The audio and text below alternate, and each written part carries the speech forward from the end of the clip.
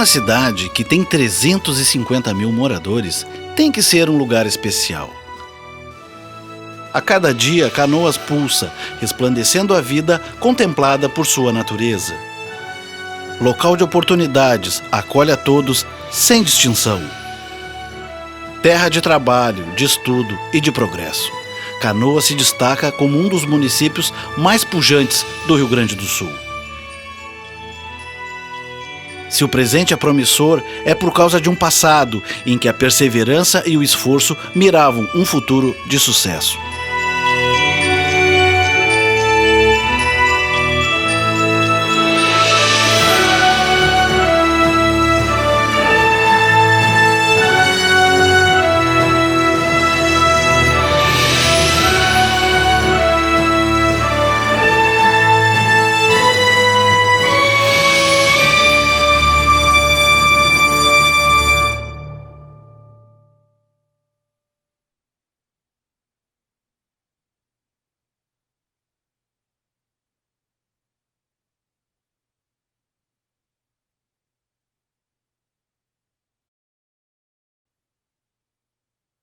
As origens do município remontam ao século XVIII, quando foi dada a Francisco Pinto Bandeira uma sesmaria. Francisco Pinto Bandeira foi um tropeiro lagunista. Ele é um dos primeiros colonizadores, né, do que é o Rio Grande do Sul. Esta sesmaria, para nós termos uma ideia, algo como Canoas, Santa Rita e uma parte também de Montenegro. Eram muitas terras. Essa sesmaria se transformou numa fazenda, né, Fazenda Gravataí, né? E aí passou de gerações para gerações dentro da família, né? O Francisco Pinto Bandeira, né, passa por herança então para o Rafael Pinto Bandeira, depois para a filha dele, né, Rafaela Pinto Bandeira, né, que é quem casa com o Coronel Vicente, né? O Coronel Vicente é um baiano militar, né, que vem para cá, para o Rio Grande do Sul. Aqui havia criação de gado, alguma plantação, tinham escravos, alguns indígenas que eram remanescentes das missões e que vieram para o município de Gravataí, quando foi fundada a Aldeia dos Anjos. A fazenda Gravataí, né, de posse da família Pinto Bandeira, né, era uma fazenda de criação de gado. Mas a residência deles era em Porto Alegre, né? Digamos hoje, o que é a quadra da Rua Coronel Vicente e a quadra da Rua Pinto Bandeira, né? Então eles vinham para cá, né, para a cidade de Canoas, né, para a fazenda, vinham de barco, né?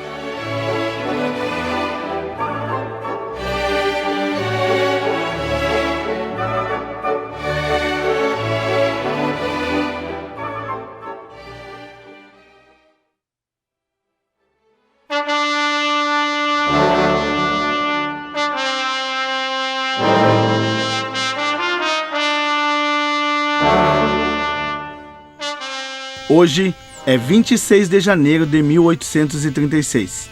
Logo ali está o Coronel Vicente, proprietário das terras da estância do Gravataí, onde hoje se assenta o município de Canoas. Mal sabia ele que hoje era o seu último dia de vida.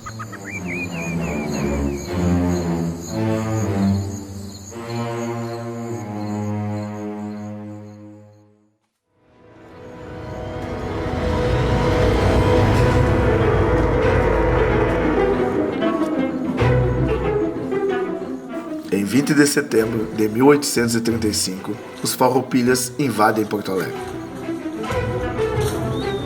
Coronel Vicente é conhecido por ser um homem honesto, justo e muito rico.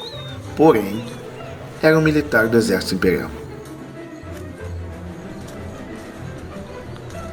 Com a invasão, o coronel se refugia na estância do Gravataí por mais de 4 meses. Sob o comando do capitão Rocha, uma patrulha é designada para buscá-lo. Os farroupilhas queriam saber o seu lado político na Revolução.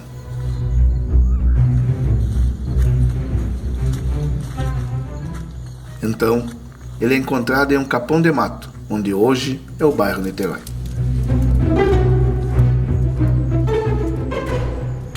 As coisas não ocorreram como planejado.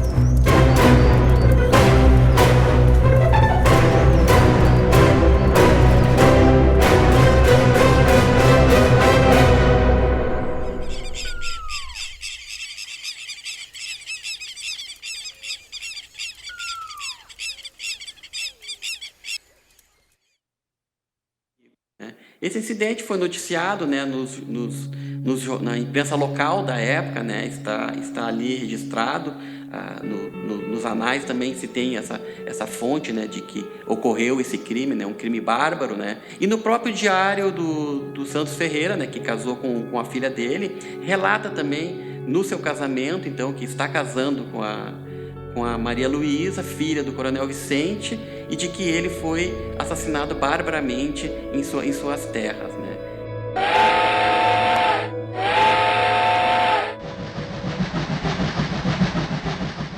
As vias férreas nasceram com o propósito de civilizar o Rio Grande do Sul. E essa parte da via férrea que liga Porto Alegre a São Leopoldo era uma espécie de escoadouro dos produtos que eram produzidos em São Leopoldo e nas demais colônias, né, adjacentes a São Leopoldo e que surgiram a partir de 1824 com a vinda, né, dos imigrantes alemães. Os descendentes, então, da Rafaela Pinto Bandeira e do Coronel Vicente, né, que é a Maria Luísa, né, que é quem casa com o Santos Ferreira, e o Major Vicente, né, que é filho do Coronel Vicente, que detém a outra metade da fazenda. Esses descendentes enxergam uma possibilidade de transformar esse espaço com loteamentos. Era um espaço bastante arborizado, agradável, o clima bem diferente de Porto Alegre. As pessoas procuravam em função dos rios, dos arroios.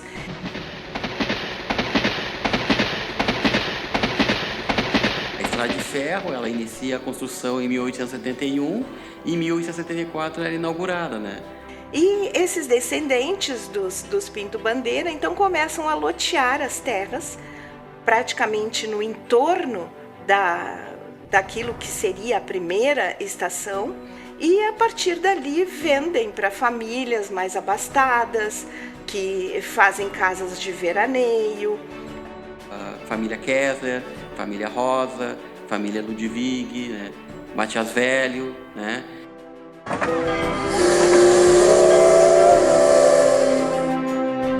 Na obra do João Palma da Silva, né, Origens de Canoas, ele pesquisa sobre o assunto, né, de como surgiu o nome Canoas.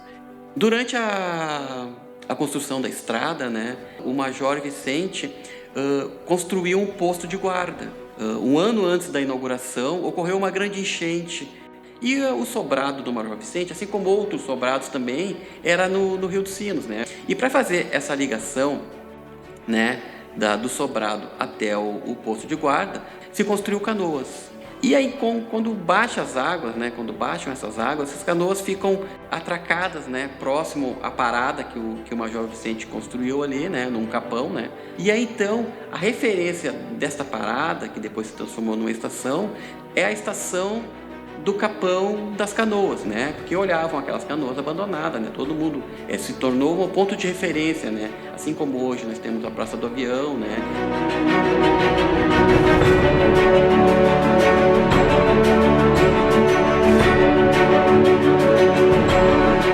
Gravataí, ele se torna um município em 1980. E aí, o que é Canoas hoje é parte de Gravataí. O Capão das Canoas, ele passa a ser um distrito. Tudo que era reivindicado tinha que passar por Gravataí, né? Então, esse povoado que vai crescendo, né, começa a se organizar para que consiga melhorias, né?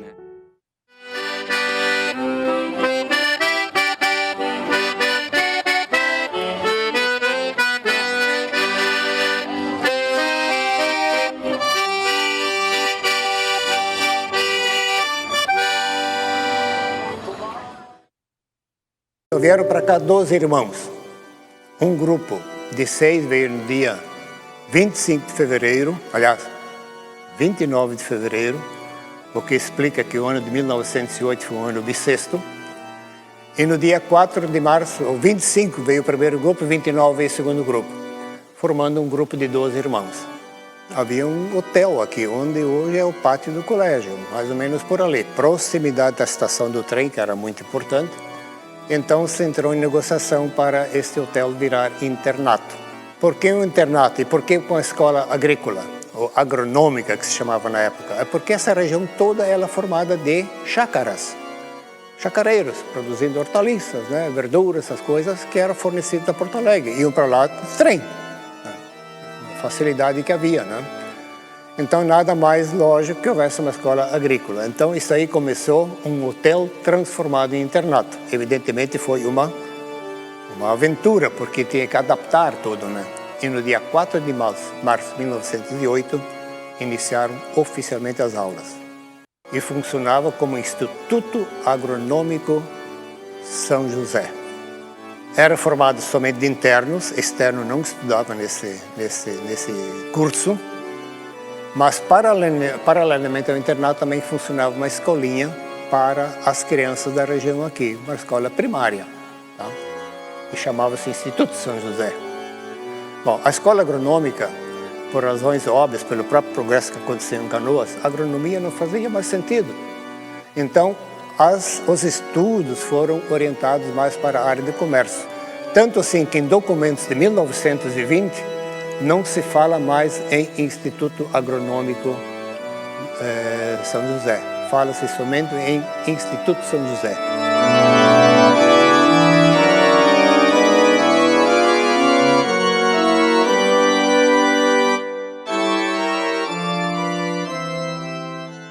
Aí nós temos uma coisa mais forte, não? Que é a igreja, a estação, nós já temos os irmãos assalistas, nós já temos uma ligação com Porto Alegre, além da estrada de ferro, que é a estrada Vitor Barreto, já a partir de 1909, e isso então fazia com que as pessoas que estavam aqui tivessem uma ideia de emancipação, né?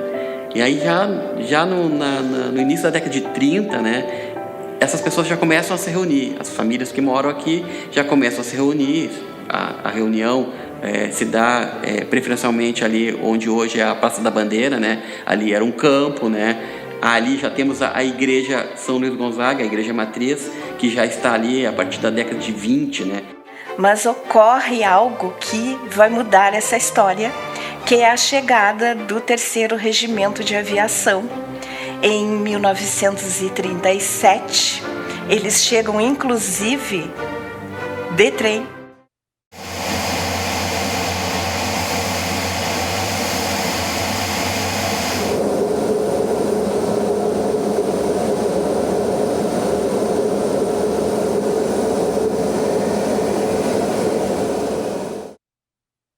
Existiu todo um processo histórico que ele é dos idos de 1933, em que havia o Regimento de Aviação em Santa Maria.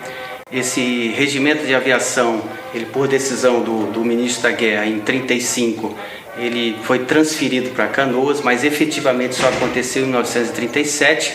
Foi uma transferência épica, né? Porque uma parte veio via férrea, outra parte veio via aérea, e no mesmo dia os comboios partiram, né?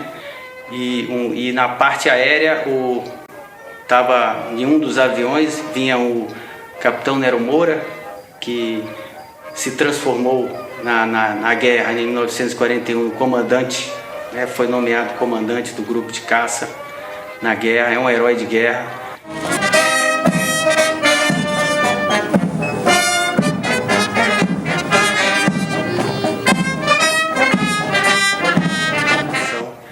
Em 1939 tivemos o início da emancipação de Canoas, muito relacionado à participação do 3º Regimento aqui no distrito ainda de Canoas. Pessoas, né, lideranças da cidade, ligadas inclusive ao que foi depois, que foi criado como a Associação Comercial de Canoas, pessoas ligadas ao próprio 3º Regimento de Aviação, um médico da cidade, o Dr. Vitor Hugo Ludwig, né?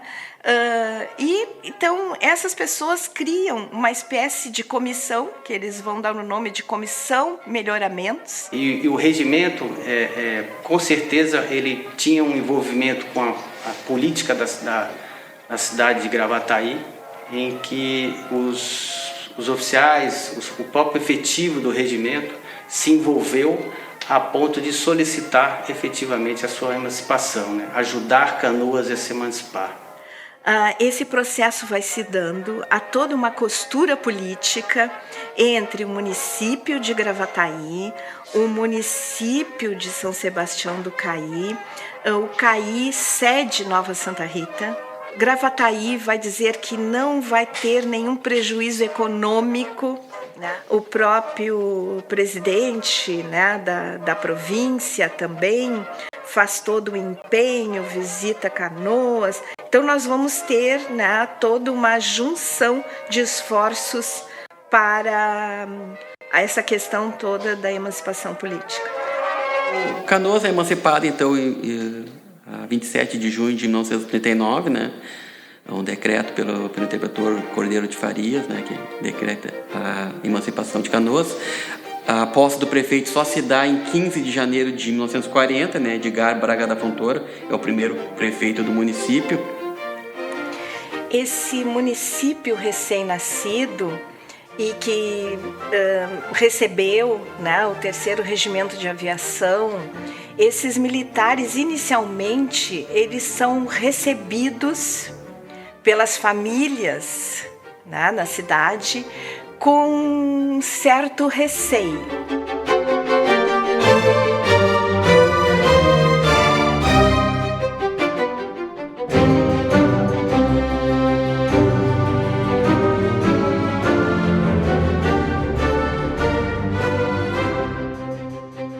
Cheguei aquele dia 8 de setembro de 1941. Eu acompanhei mais ou menos o crescimento da cidade. A Praça do Avião não existia, né? A Praça da Bandeira já existia, porque ela é de 39. Essa rua aqui, que é o Calçadão hoje, essa é a antiga Estrada Geral, o nome dela. Ela vai daí até da beira do rio até Cachoeirinha. Passa pela Estância Velha e vai embora. Era uma estrada que o gado, o cara trazia, tropeava o gado de lá para pegar o trem aqui. Não, eu entrei para cá, logo enturmei com a gurizada, né? E entrei para o La Salle aí. Tirei o ginásio aí. E aí já estava na turma, jogava futebol, jogava sinuca. Não, lá no colégio La Salle, criou-se um grêmio literário lá. O colégio tinha um boletinzinho, Ecos de São Luís. Eu escrevi a primeira coisa nesse suplemento, nesse caderno. E aí embalou, né?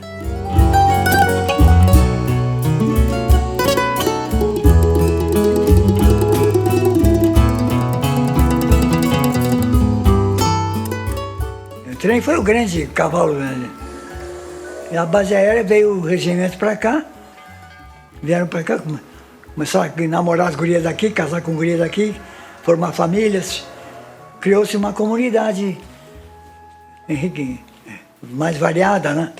A grande parte desses militares vinha do norte e nordeste e que às vezes não eram muito bem recebidos nas festas, nas celebrações, nos bailes. Eles tinham que ficar na copa, não podiam dançar com as moças de família, né, de Canoas, e que isso era uma situação bastante constrangedora para essas pessoas. Fui soldado em 47, fui soldado. Me lembro das noites de claro que eu passei tirando guarda. Era muito bom. Porque Canoas os dirigentes de Canoas cometeram o erro de deixar lotear dentro do banhado, que vendia os lotes muito baratinho. Então veio gente para Canoas assim, aos montes. E o loteador não preparava o terreno, não fazia saneamento básico. Então o cara fazia a casinha e depois começava, chovia muito e enchia d'água. Numa das primeiras enchentes, ali na década de 40, quem vai socorrer os moradores? Os militares da base. Quem vai levar mantimentos, quem vai atender pessoas que estão doentes, né? Quem vai retirar os flagelados, né, das suas casas e trazer para lugar mais alto, são aqueles militares. E com isso eles já vão ganhando, né, vamos dizer assim, uma nova visão, um respeito a partir dos moradores.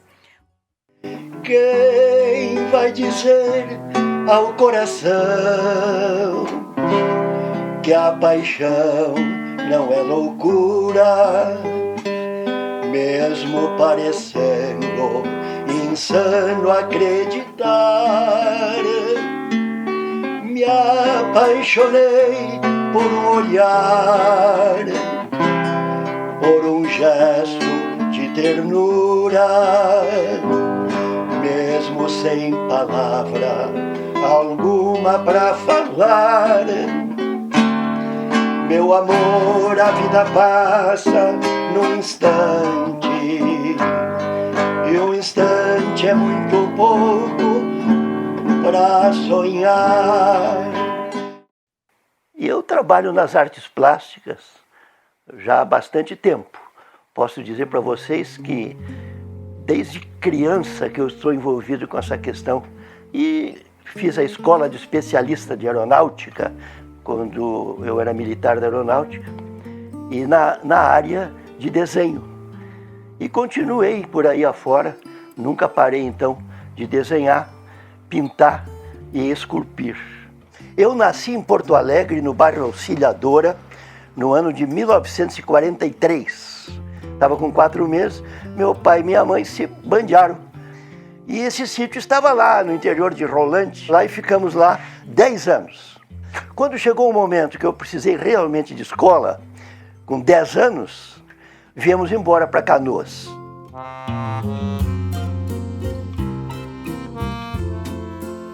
Olha, eu posso te dizer, claro, com certo exagero, que Canoas, quando nós chegamos aqui, pelo menos aqui no bairro, não era muito diferente do que o Rolante, que já estava se desenvolvendo na época. Então, essas ruas, tudo aqui era de barro, de terra, atolava caminhão, atolava carro na frente de casa. A gurizada tinha que toda hora estar empurrando, tirando o carro do barro. Ali no centro, a Tiradentes, ali no centro, era terra, era areião, aquele areião amarelo, vermelho, cheio de buraco ali, era tudo assim.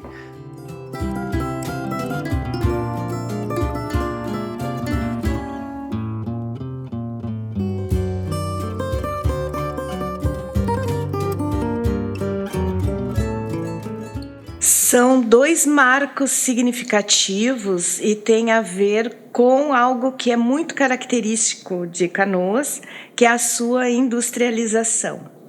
O primeiro marco está relacionado com a criação dos frigoríficos sul-riograndenses limitada aqui em Canoas. E isto foi em 1939.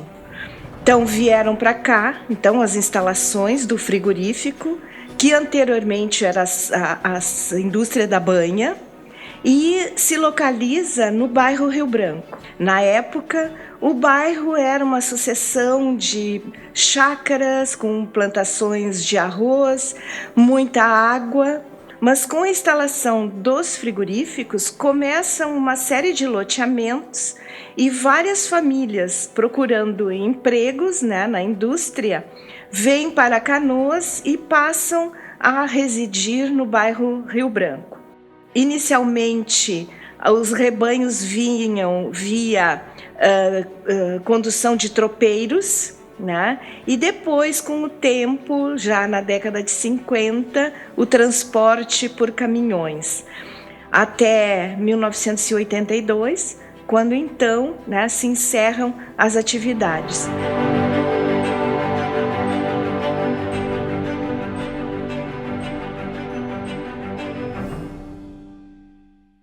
Eu entrei na Petrobras em 1962 na função de servente. Recém tinha saído do quartel. Na época não havia concurso, então eu fiz um teste. E eu comecei a trabalhar na Petrobras na Rua da Praia, no edifício Urubatã 1251, 12º andar. Então, quando eu fui admitido, já me disseram: tu vai começar aqui, mas tu vai trabalhar em Canoas.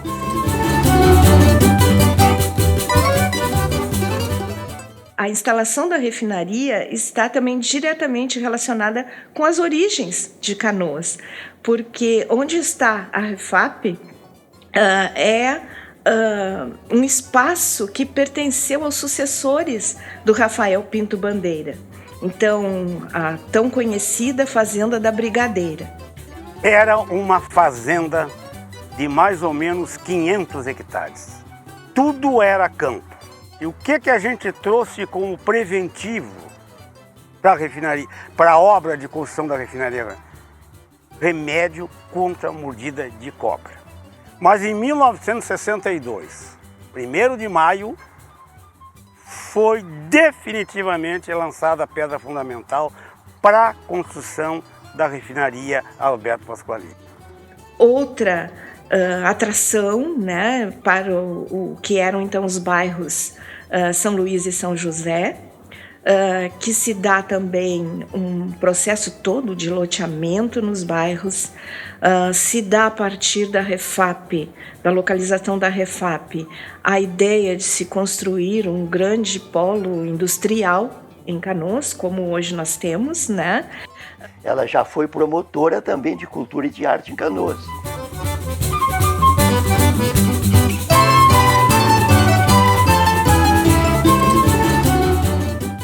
E muitos trabalhos a aeronáutica me deu chance também de fazer. O busto de Santos Dumont na Praça do Avião foi o comandante da base que me contratou para fazer, contando os bustos, as esculturas públicas que eu tenho. São mais ou menos umas 10, 11 obras que eu tenho em Canoas.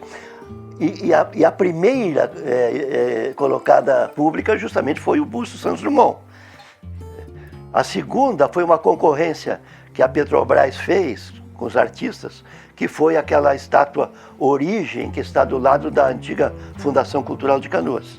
E dali em diante eu não parei mais de fazer escultura, porque aquela motivou outras e vieram outras. Tem ali na frente do Correio um monumento ao trabalhador que eu gosto muito, aquela canoa com aqueles 3 camaradas dentro, representando o trabalho nos seus 3 momentos: o trabalho intelectual, o trabalho braçal e o trabalho empresarial ou governamental também.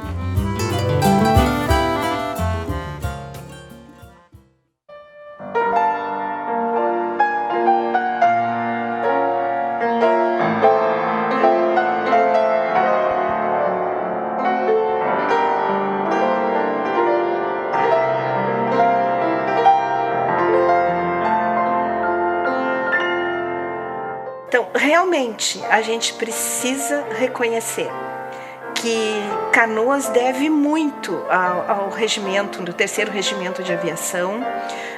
Canoas deve muito a outras lideranças, né, que estavam presentes, aqueles que vieram, ocuparam e colonizaram, que foram famílias de imigrantes alemães, de imigrantes russos, poloneses, italianos, aos negros que aqui já estavam e que tiveram uma presença muito marcante.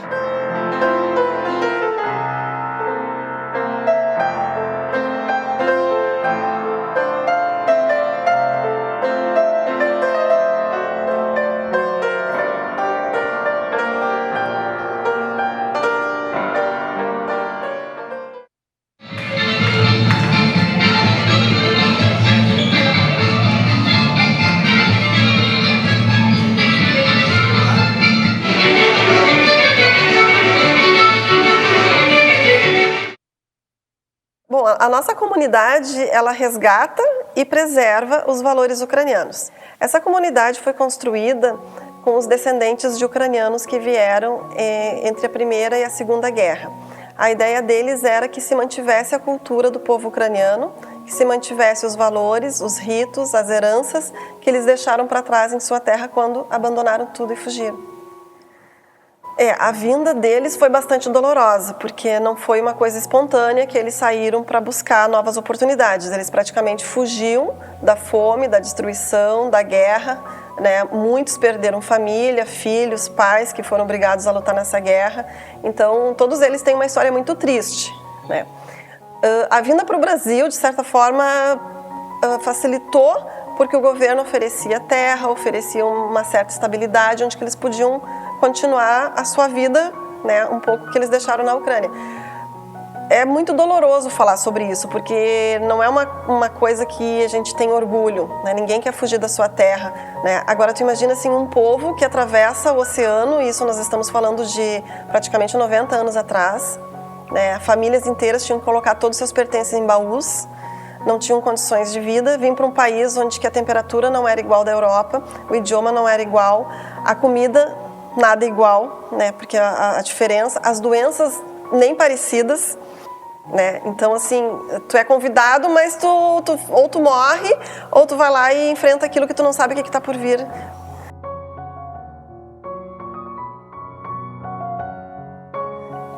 Eles pararam em Canoas porque era a região mais próxima da capital do Rio Grande do Sul, que era Porto Alegre. Como eles não tinham muitas condições financeiras e até então grande parte era meio que agricultor, aqui era uma zona que não era povoada como Porto Alegre. Se adaptavam melhor aqui, tinham condições financeiras de comprar terrenos, de se instalar, construir suas casas, né? E dessa forma, sim, construir e adquirir as coisas que eles precisavam.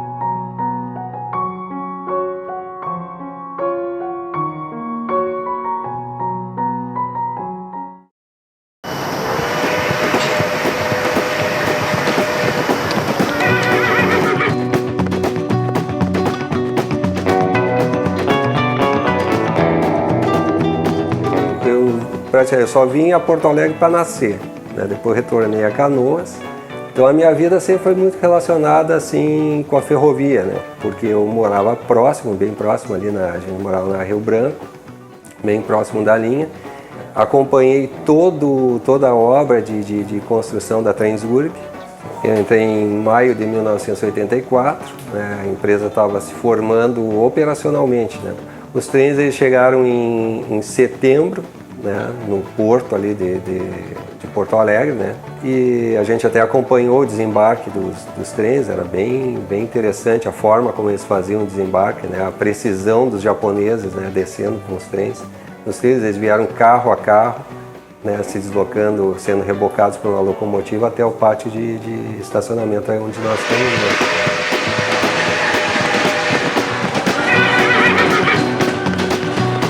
A cidade praticamente ela viveu à margem da ferrovia, né? Depois, com o advento da Transurb, a Transurb desenvolveu enormemente o potencial da cidade. Além de aumentar o volume, a capacidade de transporte de passageiros, ainda também barateou o custo, né, da viagem para as pessoas. Então, tanto para o trabalho, para o lazer, para a escola. Canoas é uma cidade, junto com Porto Alegre, né, a cidade que mais estações tem, né, da Transurb. O maior carregamento que nós temos é Canoas-Porto Alegre. E no retorno também é Porto Alegre-Canoas. Então a gente tem um volume considerável, mas não é muito, entre Novo Hamburgo e Sapucaia. Sapucaia já começa a crescer o volume, né, até Canoas, e Canoas aí é o ápice do nosso carregamento.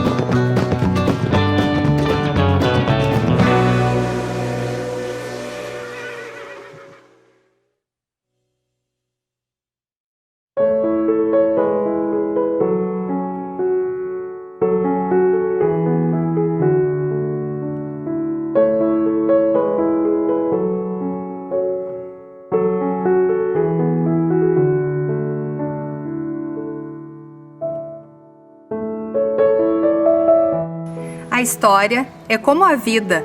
Não há palavras suficientes para descrevê-la. A cada dia, nós do Diário de Canoas olhamos para a nossa cidade com carinho. E é por isso que a história desse filme não se encerra agora. Apenas para, por alguns instantes, para os novos capítulos.